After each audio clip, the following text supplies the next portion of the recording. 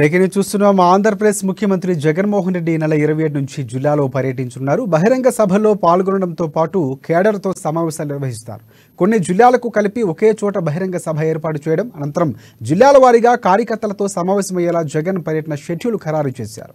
ఈ నెల 27న ఉత్తరాంధ్రలోని భీమిల్లో తొలి బహిరంగ సభ జరగనుంది. మొత్తంగా 26 జిల్లాలను కలిపి 5 చోట్ల బహిరంగ సభలు ఏర్పాటు చేశారు. ఫిబ్రవరి 10లోగా అన్ని సభలను పూర్తి చేసేలా షెడ్యూల్ ఖరారైనట్లు పార్టీ వర్గాలు చెబుతున్నాయి.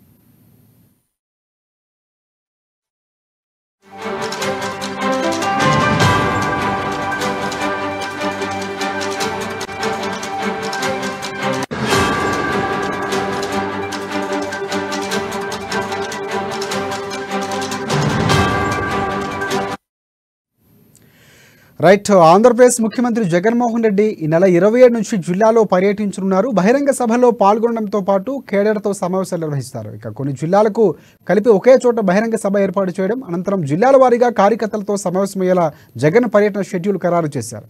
ఇక నెల 27న ఉత్తరాంధ్రలోని భీములో తొలి బహిరంగ సభ జరగనుంది. ఇక దీనికి సంబంధించి పూర్తి అప్డేట్స్ అందించేందుకు మా ప్రతినిధి కడప నుంచి యూసఫ్ అందుబాటులో ఉన్న ఫోన్ లైన్లో. సో చెప్పండి యూసఫ్.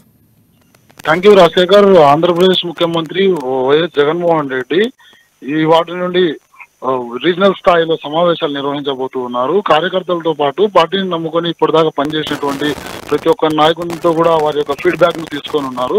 రానున్న రోజుల్లో 175 నియోజకవర్గాల్లో ఏ విధమైనటువంటి ప్రణాళికతో ముందుకు వెళ్ళాలి అనే అంశానికి సంబంధించి పూర్తిగా ఓ క్లారిటీ ఇచ్చేటువంటి అవకాశాలు అయితే కనబడుతూ ఉన్నాయి.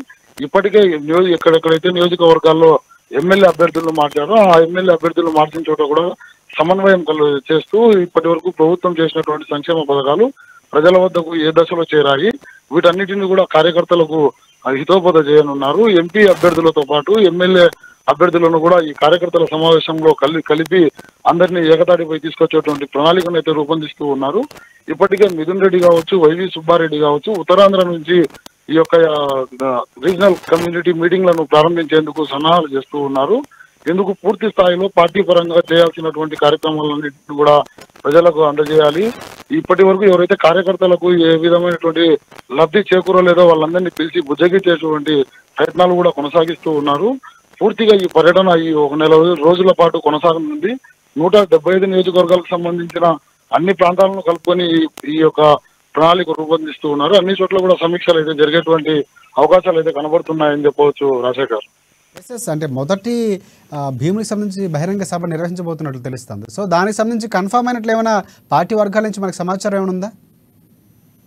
ఇప్పటికైతే పూర్తి స్థాయిలో మనకు అందుతున్న సమాచారం ప్రకారం భీమిలిలో మొదటి సభ అయితే నిర్వహించబోతూ ఉన్నారు. అందుకు సంబంధించినటువంటి ఏర్పాట్లు కూడా వైవి సుబ్బారెడ్డి, మిథున్ రెడ్డి ఇద్దరు కూడా దగ్గర ఉండి ఆ యొక్క ఏర్పాట్లను నిర్వహిస్తూ ఉన్నారు.